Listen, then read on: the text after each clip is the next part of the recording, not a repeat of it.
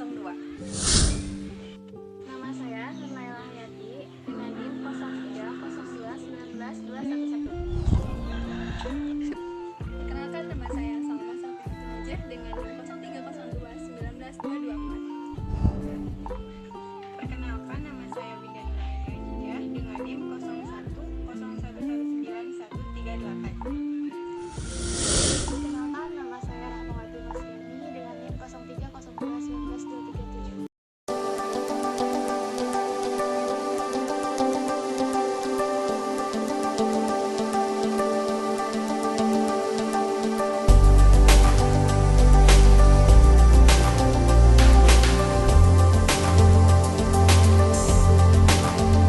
Topik pembahasan kali ini adalah yang pertama, tinjauan teori analisa laporan keuangan. Yang kedua adalah pendekatan atau teknik analisa laporan keuangan. Dan yang terakhir adalah kesimpulan. Selanjutnya ada analisis laporan keuangan. Di sini ada 4 poin. Yang pertama adalah tujuan analisis laporan keuangan.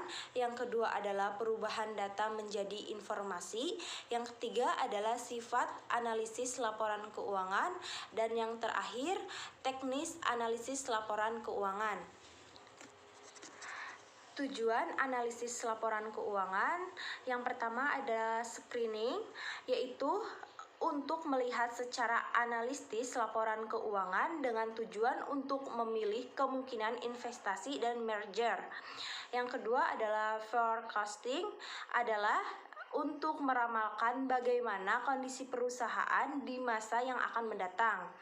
Yang ketiga adalah diagnosis. Yang dimaksud dengan diagnosis di sini untuk melihat kemungkinan apakah ada masalah yang akan terjadi baik dalam manajemen operasi ataupun keuangan atau masalah lainnya. Yang keempat adalah evaluation, dimaksud untuk menilai prestasi manajemen, operasional, efisiensi, dan lain-lain. Di sini adalah ada perubahan data menjadi informasi. Yang pertama input. Di dalamnya ada laporan keuangan. Laporan keuangan ini adalah catatan informasi keuangan suatu perusahaan pada periode akuntansi yang akan digunakan untuk menggambarkan kinerja perusahaan tersebut. Yang kedua adalah ada neraca, laba rugi, laporan perubahan modal, laporan arus kas. Itu adalah jenis-jenis yang ada di dalam laporan keuangan akuntansi. Ada proses di sini. Yang pertama adalah metode analisa laporan keuangan, yang kedua adalah teknik analisa laporan keuangan, dan yang terakhir ada output. Output ini dimaksud menginformasikan, berguna bagi pengambilan keputusan tersebut. Selanjutnya ada sifat analisis laporan keuangan. Yang pertama ada fokus laporan. Fokus laporan maksudnya terdiri dari laporan laba rugi, neraca, arus kas yang menjadi akumulasi transaksi dari kejadian masa lalu sebagai entitas ekonomi. Yang kedua ada prediksi, menganalisa kejadian yang sudah berlalu terhadap dampak dan prospek perkembangan keuangan entitas ekonomi di masa yang akan datang. Yang terakhir ada dasar analisis, yaitu kualitas laporan tergantung pada sifat dan prinsip yang dimiliki oleh laporan keuangan. Selanjutnya ada teknik analisis keuangan yang terbagi menjadi 4 bagian. Yang pertama ada perbandingan laporan keuangan. Teknik analisis ini dilakukan dengan cara menyajikan laporan keuangan secara horizontal dan membandingkan antara satu dengan yang lain dengan menunjukkan informasi keuangan atau data lain baik dalam rupiah atau dalam unit. Yang kedua ada analisis tren. Rasio ini bertujuan untuk menghitung item yang bersedia untuk berbagi periode dapat diketahui dan kemudian dibandingkan dalam analisis keuangan ini. Analisis rasio selama beberapa tahun memberikan gambaran apakah keseluruhan bisnis cenderung naik atau turun.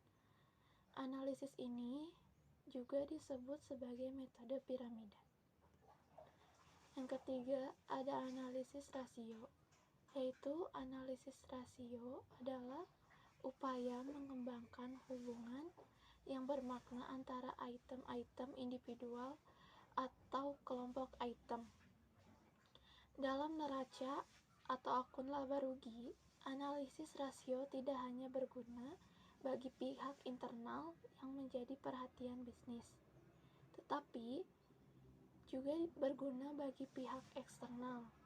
Analisis rasio menyoroti likuiditas, solvabilitas, probabilitas, dan capital gain. Yang terakhir ada analisis khusus. Selanjutnya ada perbandingan laporan keuangan, yaitu membandingkan laporan keuangan dalam beberapa tahun yang satu tahun buku atau lebih atas unsur yang tepat dalam laporan keuangan. Jenis-jenis perbandingan laporan keuangan dibagi menjadi 5 bagian. Yang pertama, ada perbandingan 1 tahun atau lebih unsur-unsur dalam laporan keuangan. Yang kedua, ada perbandingan laporan keuangan dalam beberapa tahun. Ketiga, perbandingan dengan perusahaan sejenis. Keempat, perbandingan dengan rata-rata industri. Dan yang kelima, ada perbandingan budget atau aktual. Selanjutnya ada analisis tren. Yang pertama, melihat kecenderungan situasi entitas di masa yang akan datang melalui gerakan yang terjadi di masa lalu. Yang kedua, dilakukan dengan melihat tren rasio dari tahun ke tahun. Ketiga, menganalisis pertumbuhan di masa lalu yang akan menjadi gambaran pertumbuhan di masa depan. Keempat, biasanya digambarkan dalam grafik. Model ini digunakan alat bantu statistik. Selanjutnya, ada analisis ratio yang dibagi menjadi 6 bagian. Untuk yang pertama ada rasio likuiditas, kedua rasio leverage, ketiga rasio solvabilitas, keempat rasio activity, kelima rasio rentabilitas atau profitabilitas, keenam ada rasio productivity growth. Rasio likuiditas menggambarkan kemampuan perusahaan atau entitas ekonomi dalam membayar utang jangka pendek. Seperti rasio lancar, di mana aktiva lancar dibagi hutang lancar, rasio cepat, di mana kas ditambah surat berharga ditambah piutang atau AL dalam kurung persen tambah VE dibagi hutang lancar. Rasio lainnya atau kas ratio, di mana kas dibagi hutang lancar. Rasio solvabilitas. Rasio ini untuk melihat kemampuan perusahaan memenuhi atau menyelesaikan masalah jangka panjang. Rasio utang atas modal, di mana total utang dibagi modal. Debit service ratio, di mana laba bersih ditambah bunga, ditambah depresiasi, ditambah beban non-kas, dibagi pembayaran bunga dan pinjaman. Rasio utang atas aktiva, di mana total utang dibagi total aktiva. Rasio rentabilitas atau profitabilitas, yaitu untuk melihat kemampuan perusahaan dalam menghasilkan laba dari sumber yang ada, seperti penjualan, kas, modal, dan lainnya. Yaitu ada profit margin, di mana pendapatan bersih dibagi penjualan. Ada juga return on asset atau ROA, di mana pendapatan bersih dibagi total aktiva, dan return on asset, di mana laba bersih dibagi rata-rata modal. Earning per share yaitu laba bersih dibagi rata-rata total, dan contribution margin di mana laba bagian saham dibagi jumlah saham dan laba kotor dibagi penjualan. Ratio leverage yakni untuk mengetahui posisi hutang perusahaan atau entitas ekonomi terhadap modal maupun aset. Di mana leverage itu ada utang dibagi modal. Dalam perbankan juga disebut dengan capital adequacy ratio atau CAR, atau biasa dikenal dengan aktiva tertimbang menurut resiko. Lalu ada ratio activity digunakan untuk mengetahui aktivitas perusahaan dalam menjalankan operasinya, baik dalam berjualan maupun kegiatan lainnya. Di mana ada inventory turnover atau TIO, di mana HPP dibagi dengan rata-rata persediaan barang, receivable turnover, di mana penjualan kredit bersih dibagi rata-rata piutang. Ada juga periode penagihan piutang, di mana piutang usaha dibagi penjualan per hari. Lalu ada ticket asset turnover, yaitu penjualan dibagi aktiva tetap. Total asset turnover, yaitu penjualan dibagi total aset. Kenaikan penjualan, di mana penjualan tahun ini bisa dikurangi penjualan tahun lalu dan dibagi penjualan tahun lalu. Ada juga kenaikan laba bersih, di mana laba bersih tahun ini dikurangi laba bersih tahun lalu dan dibagi laba bersih tahun lalu. Earning per share atau EPS, di mana EPS tahun ini dikurangi EPS tahun lalu. Setelah mengetahui tentang teknik analisis laporan keuangan seperti perbandingan laporan keuangan, analisis tren, analisis rasio, dan analisis khusus, kita dituntut untuk bisa mengaplikasikannya kepada laporan keuangan, di mana kita bisa menganalisis laporan keuangan menggunakan 4 teknik analisis laporan keuangan tersebut. Untuk contoh, saya mengambil suatu laporan keuangan PT Hanjaya Sampurna Tbk di tahun 2008 dan tahun 2009. Di sini saya menggunakan analisis perbandingan laporan. Kita lihat di aset.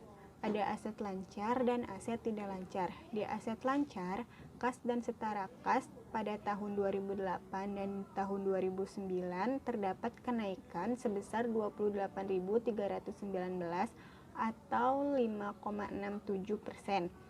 Di piutang usaha, ada piutang usaha pihak ketiga, pihak hubungan istimewa, terdapat kenaikan di pihak ketiga bersih sebesar 330.771 atau 283,70%, di mana kenaikannya lebih besar dibandingkan pihak hubungan istimewa.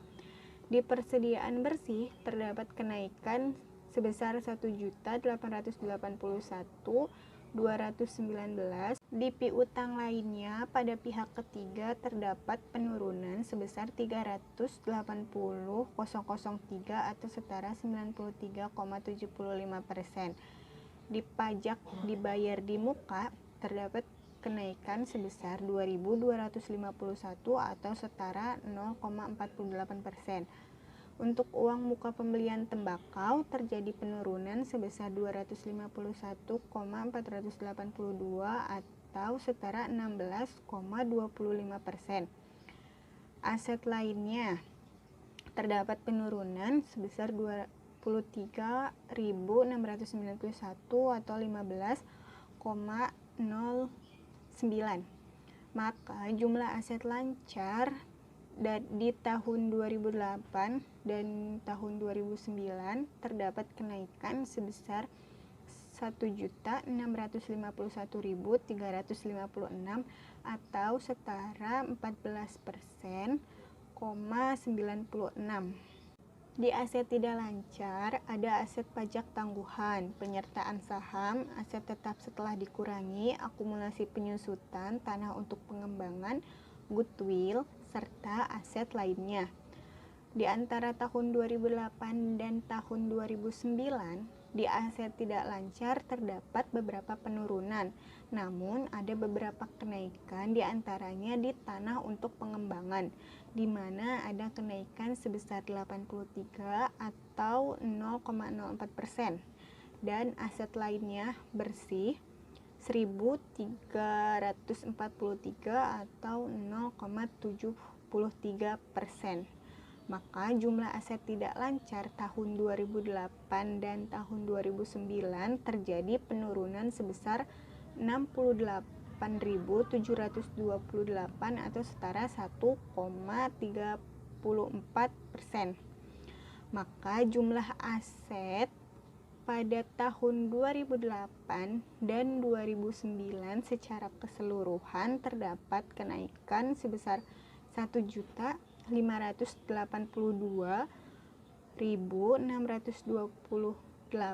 atau setara 9,80%.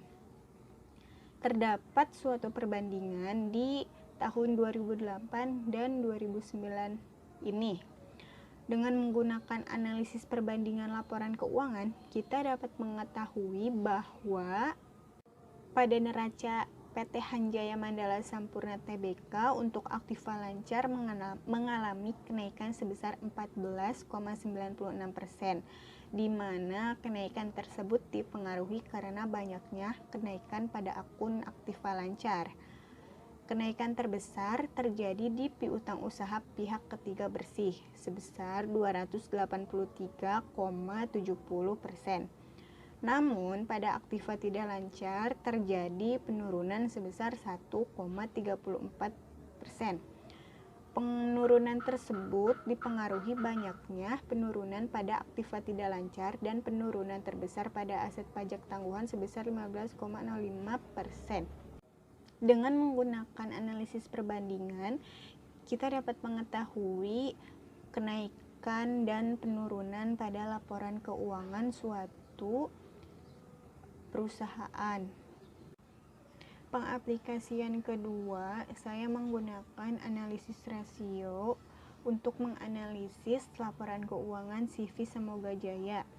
Neraca per 31 Desember 2015 dan 31 Desember 2016 serta laporan laba rugi per 31 Desember 2015 dan 31 Desember 2016. Di neraca per 31 Desember 2015 dan 31 Desember 2016, di jumlah aset lancar pada tahun 2015 dan tahun 2016 terdapat kenaikan.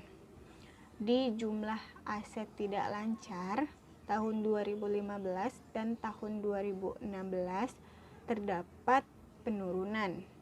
Jadi total aset tahun 2015 dan tahun 2016 terdapat penurunan.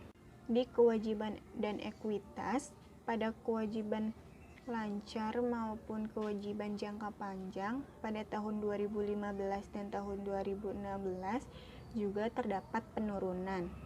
Namun, di dalam ekuitas, jumlah modal tahun 2015 dan jumlah modal tahun 2016 mengalami perubahan, yaitu kenaikan.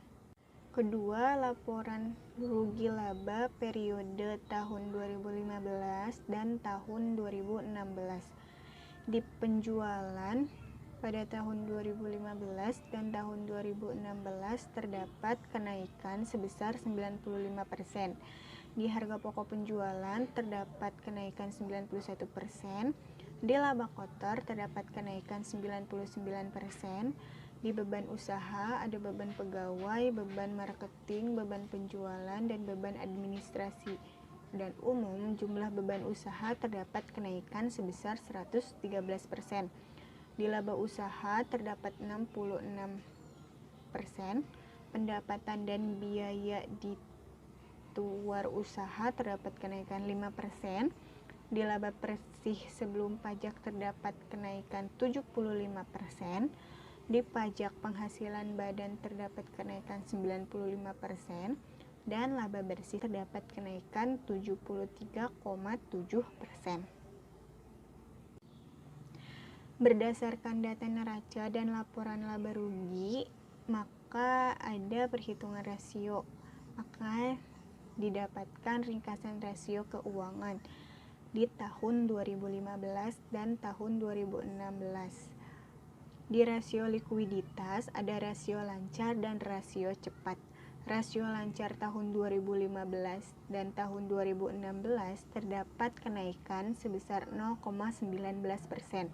Di rasio cepat terdapat kenaikan 0,07%. Di rasio leverage ada rasio utang dan time interest ratio, di mana keduanya terdapat penurunan. Rasio utang menurun di tahun 2015 dan tahun 2016 sebesar 0,06 dan time interest ratio menurun sebesar 1,10%. Di rasio aktivitas ada perputaran persediaan, rata-rata periode pengumpulan piutang, dan perputaran aset. Di rasio aktivitas juga terdapat penurunan. Di perputaran persediaan terdapat penurunan sebesar 2,080%. Di perputaran aset terdapat penurunan 0,03 aset. Di rasio profitabilitas ada margin keuntungan, tingkat pengembalian aset, dan tingkat pengembalian ekuitas, di mana ketiganya juga terdapat penurunan. Di margin keuntungan menurun sebesar 0,08%, di tingkat pengembalian aset terdapat penurunan 0,04%, dan tingkat pengembalian ekuitas terdapat penurunan 0,07%. Dapat disimpulkan bahwa di ringkasan rasio keuangan ini terdapat banyak penurunan antara tahun 2015 dan tahun 2016. Kenaikan hanya terjadi di rasio likuiditas, yaitu di rasio lancar dan rasio cepat. Analisis rasio keuangan. Pertama, perusahaan mampu meningkatkan likuiditas perusahaan dengan cara menaikkan laba yang ditahan. Kedua, keamanan kreditor lebih baik dan memudahkan perusahaan dalam memperoleh pinjaman dari pihak ketiga bila diperlukan. Ketiga, kemampuan perusahaan dalam menggunakan aset untuk mendapatkan penjualan menurun dibanding tahun lalu. Keempat, kemampuan perusahaan dalam meraih margin keuntungan menurun dibanding tahun lalu. Kelima, kemampuan perusahaan dalam menggunakan aset untuk menaruh laba bersih menurun dibanding tahun lalu. Keenam, kemampuan perusahaan dalam meningkatkan pengambilan modal pemilik menurun dibanding tahun lalu. Rasio likuiditas. Kemampuan perusahaan dalam menutup utang jangka pendeknya. Caranya adalah membandingkan antara AL atau aset lancar dengan KL, kewajiban lancar. Bila AL melebihi KL, artinya keuangan perusahaan memiliki kemampuan dalam menutup utang jangka pendeknya. Cara ini disebut rasio lancar atau current ratio, seperti contoh di bawah ini. Kemampuan perusahaan dalam menatap utang jangka pendeknya secara cepat. Rasio cepat yaitu quick ratio sama dengan AL persediaan dibagi KL, seperti contoh ini. Selanjutnya ada rasio leverage atau rasio utang. Rasio ini merupakan perbandingan antara total kewajiban dengan total aset. Rumus rasio utang yaitu KL ditambah KJP dibagi total aset. Pada tahun 2015, rasio utangnya ada sekitar 0,26. Lalu pada tahun 2016, rasio utangnya mengalami penurunan sekitar 6% menjadi 0,20. Rasio utang terlihat turun. Hal ini dikarenakan jumlah utang pada tahun 2016 menurun. Hal ini cukup menarik bagi kreditor sehingga perusahaan dapat lebih mudah untuk menambah dana pinjaman jika diperlukan. Lalu ada pula time interest earned. Rasio ini merupakan perbandingan antara laba sebelum bunga dan pajak atau laba operasi dengan beban bunga. Pada tahun 2015 sebesar 8.265.931, lalu pada tahun 2016 sebesar 6.813.356. Rasionya yaitu sebelum bunga dan pajak Rumus rasionya yaitu laba sebelum bunga dan pajak dibagi beban bunga. Pada tahun 2015 sekitar 13,5. Pada tahun 2016 sekitar 12,4. Kemampuan perusahaan dalam menutup beban bunga dari hasil operasi menurun dibanding tahun lalu. Penurunan ini dapat mempengaruhi pertimbangan kreditor dalam memberikan pinjaman. Ada pula rasio aktivitas, perputaran persediaan atau inventory turnover. Rasio ini menunjukkan berapa cepat perputaran persediaan dalam siklus persediaan normal. Semakin besar rasio ini, semakin baik karena dianggap bahwa kegiatan penjualan berjalan cepat. Persediaan awal tahun 2015 sekitar 25.158.296. Lalu perputaran persediaan atau harga pokok penjualan dibagi rata-rata persediaan. Pada tahun 2015 sekitar 16,6, lalu pada tahun 2016 sekitar 13,8. Rata-rata periode pengumpulan piutang, perusahaan ini melakukan penjualan secara tunai. Perputaran total aset atau total asset turnover, rasio ini merupakan rasio yang mengukur kemampuan perusahaan menghasilkan penjualan berdasarkan aset yang dimiliki perusahaan. Semakin besar rasio ini, semakin baik karena perusahaan tersebut dianggap efektif dalam mengelola asetnya. Perputaran total aset sama dengan penjualan dibagi total aset. Pada tahun 2015 sekitar 1,49, lalu pada tahun 2016 sekitar 1,46. Rasio aktivitas terlihat menurun, terutama pada perputaran persediaan turun dari 16,6 per tahun menjadi 13,8 kali setahun. Selanjutnya rasio profitabilitas. Ada margin keuntungan atau profit margin. Rasio ini merupakan perbandingan antara laba bersih dengan penjualan. Margin keuntungan, laba bersih dibagi penjualan. Margin keuntungan pada tahun 2015 sekitar 11,4%, lalu pada tahun 2016 sekitar 8,8%. Lalu ada pula tingkat pengambilan aset. Rasio ini menunjukkan beberapa besar laba bersih diperoleh perusahaan bila diukur dari nilai asetnya. Semakin besar rasionya, semakin bagus karena perusahaan dianggap mampu dalam menggunakan aset yang dimilikinya secara efektif untuk menghasilkan laba. Rumus tingkat pengembalian aset yaitu laba bersih dibagi total aset. Pada tahun 2015 sekitar 0,17 dan pada tahun 2016 sekitar 0,13. Masih tentang rasio profitabilitas, ada pula tingkat pengembalian ekuitas atau return of equity. Rasio ini mengukur berapa persen diperoleh laba bersih bila diukur dari modal pemilik. Semakin besar rasionya, semakin bagus karena dianggap kemampuan perusahaan yang efektif dalam menggunakan ekuitasnya untuk menghasilkan laba. Rumus tingkat pengembalian ekuitas yaitu laba bersih dibagi ekuitas. Pada tahun 2015, terdapat sekitar 0,23, lalu pada tahun 2016 terdapat sekitar 0,16. Seluruh rasio profitabilitas mengalami penurunan. Hal ini menunjukkan kemampuan perusahaan dalam menggunakan ekuitas dan seluruh aset untuk menghasilkan laba bersih terlihat menurun dibanding tahun lalu. Analisa laporan keuangan adalah suatu proses menganalisis laporan keuangan entitas atau perusahaan dengan menggunakan berbagai macam alat dan juga teknis analisis untuk memperoleh informasi yang dibutuhkan dalam analisis bisnis. Analisis laporan keuangan ini pada umumnya dilakukan untuk memahami kinerja keuangan entitas yang sudah berhasil diraih pada 3 kegiatan utamanya, yaitu kegiatan operasional, investasi, dan juga pendanaan. Dengan melakukan analisis laporan keuangan ini, seluruh pihak mempunyai kepentingan akan memperoleh informasi yang lebih tepat dan akurat serta bisa diandalkan untuk kepentingan pengambilan kebijakan. Laporan keuangan merupakan hasil akhir dari proses akuntansi yang memberikan gambaran tentang keadaan posisi keuangan, hasil usaha serta perubahan dalam posisi keuangan suatu perusahaan. Laporan keuangan juga merupakan kesimpulan dari pencatatan transaksi yang dilakukan oleh suatu perusahaan.